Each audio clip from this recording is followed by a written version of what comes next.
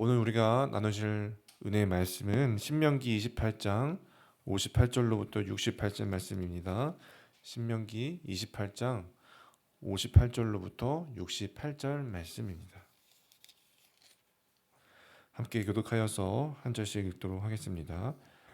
내가 만일 이 책에 기록한 이 율법의 모든 말씀을 지켜 행하지 아니하고 내 하나님 여호와라 하는 영화롭고 두려운 이름을 경외하지 아니하면 여호와께서 내 재앙과 내 자손의 재앙을 극렬하게 하시리니 그 재앙이 크고 오래고 그 질병이 중하고 오래일 것이라. 여호와께서 내가 두려워하던 애굽의 모든 질병을 내게로 가져다가 내 몸에 들어붙게 하실 것이며 또 이 율법책에 기록하지 아니한 모든 질병과 모든 재앙을 내가 멸망하기까지 여호와께서 내가 내리실 것이니 너희가 하늘의 별같이 많을지라도 내 하나님 여호와의 말씀을 청종하지 아니하므로 남는 자가 얼마 되지 못할 것이라. 여호와께서 너희에게 선을 행하시고 너희를 번성하게 하시기를 기뻐하시다는 것 같이 이제는 여호와께서 너희를 망하게 하시며 멸하시기를 기뻐하시리니 너희가 들어가 차지할 땅에서 뽑힐 것이요 여호와께서 너를 이 땅 이 끝에서 저 끝까지 만민 중에 흩으시리니 내가 그곳에서 너와 내 조상들이 알지 못하던 목석 우상을 섬길 것이라.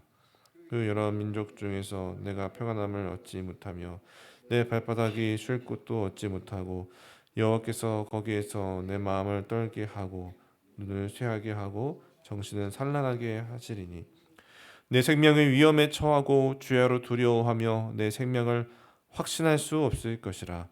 내 마음의 두려움과 눈이 보는 것으로 말미암아 아침에는 이르기를 아하 저녁이 되었으면 좋겠다 할 것이요 저녁에는 이르기를 아하 아침이 되었으면 좋겠다 하리라. 같이 읽겠습니다. 여호와께서 너를 배에 싣고 전에 내게 말씀하여 이러시기를 내가 다시는 그 길을 보지 아니하리라 하시던 그 길로 너를 애굽으로 끌어가실 것이라. 거기서 너희가 너희 몸을 적군에게 남녀족으로 팔려 하나 너희를 살 자가 없으리라.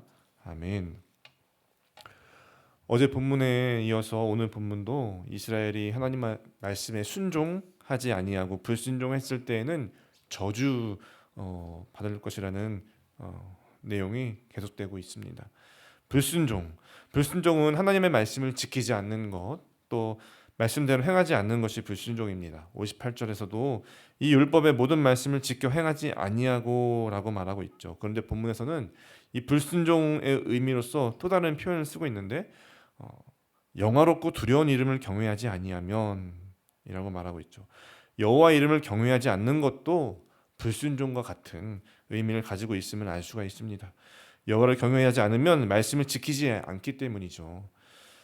이스라엘 백성들은 여호와를 경외해야 합니다. 여호와를 경외한다는 것은요, 여호와를 알아야 할 수 있는 것이죠. 여호와가 어떤 분인지, 어떤 일을 행하셨는지, 어떤 일을 행하실 수 있는 또 지금도 그렇게 일하고 계시는 분인지를 알아야 합니다. 그 가운데서 여호와를 경외할 수 있습니다. 그러니까 이스라엘 백성들이 영화롭고 두려운 이름을 경외하지 아니한다라고 하는 것은요, 결국 여호와를 알지 못하기 때문에 잘 알지 못하기 때문에 나오는 태도와 자세라고 할 수 있습니다. 왜 잘 알지 못할까요? 잘 알지 못하는 이유는 여호와만 신뢰하고 바라보지 않을 때, 여호와에게서 다른 곳으로 눈을 돌렸을 때, 말씀대로 살지 않고 다른 세상의 우상과 이치를 따라갔기 때문일 것입니다. 그러면 여호와가 이스라엘 자신들을 위해서 오늘도 어떤 일을 행하셨는지를 알지 못할 수밖에 없는 것이죠. 알지 못하면 여호와를 경외할 수가 없습니다. 악순 안의 굴레가 반복되는 것입니다. 경외하지 않고 말씀을 따르지 않기 때문에 여호와 하나님과 함께하며 하나님을 경험하지 못하고 알지 못하고 또 그렇게 알지 못하기 때문에 여호와 하나님을 경외하지 못하게 되고 계속해서 반복된 그 굴레 안에서 죄 가운데 빠지게 되는 것이죠. 하나님의 백성들인 이스라엘 백성들이 그러한 모습을 보인다면 하나님은 아버지 입장에서 어떻게 해야 할까요? 여러분, 어린 자녀가 낯선 환경과 상황에서 아버지와 함께 손을 잡고 가야 되는데 혼자서 가겠다고 아버지의 손을 뿌리치고 다른 것에 정신을 빼앗겨서 무작정 앞으로 나아간다면 어떻게 될까요? 길을 헤맬 수 있을 것이고 장애물을 만나면 넘어지게 될 것이고 위험 요소들을 만나면 피하지 못하게 될 수 있습니다. 그와 같이 하나님의 백성이 교만하여서 겸손히 주와 함께 걸어가지 못하면 유혹과 시험과 도전이 많은 이 가나안 땅에 가서 쓰러지고 넘어질 수밖에 없을 것입니다. 또 그들에게 어려움과 시련과 고통과 고난이 찾아올 수도 있습니다. 본문에서 나오고 있는 저주들도 사실 하나님께서 불순종하는 이스라엘에게 징벌하신다라고 표현하지만 사실은 이스라엘이 하나님을 경외하지 않으므로 자초한 일이기도 합니다. 어린 자녀가 낯설고 척박한 환경에서 부모님의 손을 놓았을 때 어려움을 겪을 수 있는 것처럼 그와 같이 이 어둡고 죄악된 세상에서 하나님의 백성들이라고 하더라도 하나님께 시선을 온전히 고정하고 하나님만 신뢰하고 따르지 않는다면 하나님으로 인해서 얻을 수 있었던 모든 것을 누릴 수 없게 될 것입니다. 모든 재앙과 질병들도 피할 수 없게 될 것입니다. 65절부터 말하고 있는 것처럼 또 어떻게 될까요? 평안함을 얻지 못하고 쉴 곳도 얻지 못하고 마음은 떨 것이고 눈도 쇠하여지고 정신도 산란하게 될 것입니다. 오늘 말씀이 그렇게 말씀하고 있죠. 그저 세상에서 세상이 섬기는 우상의 노예처럼 살아가게 될 것입니다. 그런데 하나님께서 이스라엘 백성들에게 왜 이러한 재앙과 고통과 질병과 우상의 노예와 같은 삶을 주시고 자신의 백성들에게 그런 삶을 허용하시는 걸까요? 하나님이 그들을 향한 언약을 저버리시고 그들을 그냥 버리시는 걸까요? 아닙니다. 하나님은 신실한 언약 가운데서 이스라엘을 주권적으로 계속해서 이끌어 주시고 인도해 주실 것입니다. 그렇게 하시기 위해서 그들이 다시 영화롭고 두려운 이름 여호와를 경외함이 필요합니다. 경외할 수 있는 것은 하나님을 알고 경험할 때 두려워할 수가 있죠. 그렇게 되기 위해서 이스라엘은 다시금 애국과 같은 삶으로 돌아간다 할지라도 혹은 질병과 재앙과 고통스러운 상황 가운데 놓여진다 할지라도 그 가운데서 하나님을 알고 경외함이 필요했습니다. 그래서 하나님은 자신에게 불순종한 자녀들을 향해서 그들이 자신을 다시 알고 경외함으로 나아갈 수 있는 환경과 상황들을 주실 수 있고 또 그렇게 허용하실 수 있는 것이죠. 자신의 백성을 끔찍하게 사랑하시는 하나님의 마음도 아플 수 있을 것입니다. 그러나 자신의 백성이 다시금 여호와를 온전히 알고 경외하면서 주와 함께 하는 길로 나아갈 수 있다면 하나님은 자신의 마음의 아픔과 슬픔도 감당하시면서 자신의 백성들이 거룩하고 복된 생명의 길로 나아갈 수 있도록 살아가는 자녀들에게 그 모든 상황과 환경을 주시고 또 허락하실 것입니다. 그것이 주님의 기쁨일 것입니다. 63절 말씀해 보면요, 여호와께서 너희에게 선을 행하시고 너희를 번성하게 하시기를 기뻐하시는 것 같이 이제는 어떻게 합니까? 여호와께서 너희를 망하게 하시며 멸하시기를 기뻐하시리니 너희가 들어갈 차지할 땅에서 뽑힐 것이요. 선을 행하고 너희를 번성하게 하시기를 기뻐하셨던 것 같이 이제는 망하게 하시며 멸하시기를 기뻐하신다라고 말씀하고 있는데, 하나님이 자신의 백성들을 망하게 하시며 멸하시며 왜 기뻐하시는 것입니까? 그들의 망함이 아주 망함이 아니라, 그들의 멸함이 아주 멸함이 아니라 계속해서 주권적으로 역사하신 하나님의 구원을 위한 일이 될 것이기 때문입니다. 여러분, 하나님은 자신의 독생자 아들도 이 땅에 보내셔서 인간의 눈으로 보았을 때는 망하게 하시고 멸시천대받으며 십자가에 달려 죽게 하셨습니다. 또 그것은 우리가 당해야 할 채찍과 조롱과 십자가였습니다. 우리는 그 예수가 나 대신 저주받으신 그 은혜를 기억하고 생각하면서 오늘 우리도 나의 십자가를 지고 가야 합니다. 그렇게 할 때 우리는 하나님을 경외하면서 말씀 앞에서 온전히 순종하며 하나님의 나라를 살아갈 수가 있습니다.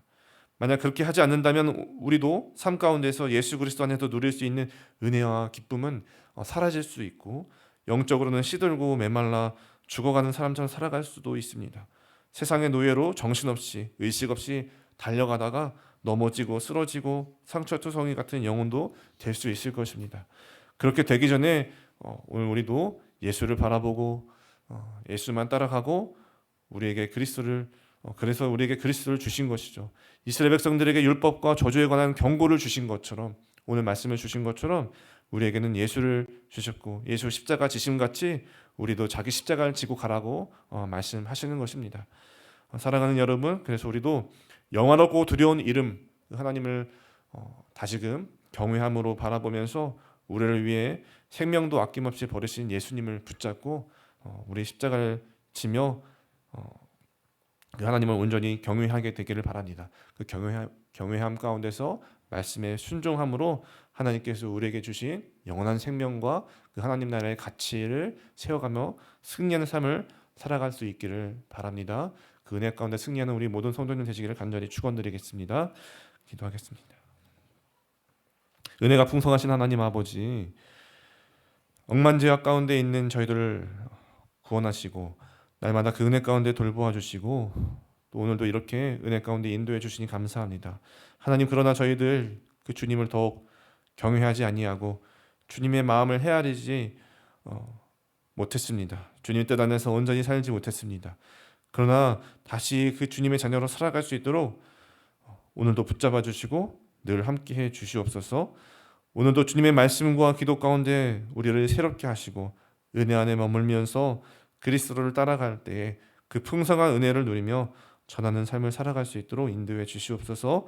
그 주님의 뜻을 구하며 우리의 모든 삶을 주님께 맡겨드리오니 받아주시고 응답하시고 역사하여 주시옵소서. 이 모든 말씀을 예수님의 이름으로 감사하며 기도드리옵나이다.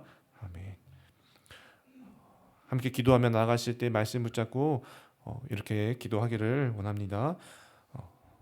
영화롭고 두려운 이름 여호와 하나님을 경외하며 그 말씀을 신뢰하며 온전히 오늘도 순종하는 삶을 살아가게 하옵소서. 또 두 번째로 우리를 왕같은 제사장 거룩한 백성으로 불러주셨다는 그 정체성에 대한 확신 가운데 주님이 기뻐하시는 길을 오늘도 우리 주님과 함께 걸어나갈 수 있도록 하나님께서 인도해 주옵소서. 이와 같이 말씀을 가지고 기도하겠고요. 또 그 밖에도 우리 오늘도 분당 하나 교회를 위해서 또 우리 모든 예배와 모임을 위해서 우리 환우분들을 위해서 우리 함께 간절히 기도의 자리로 나아가시도록 하겠습니다. 함께 기도하겠습니다.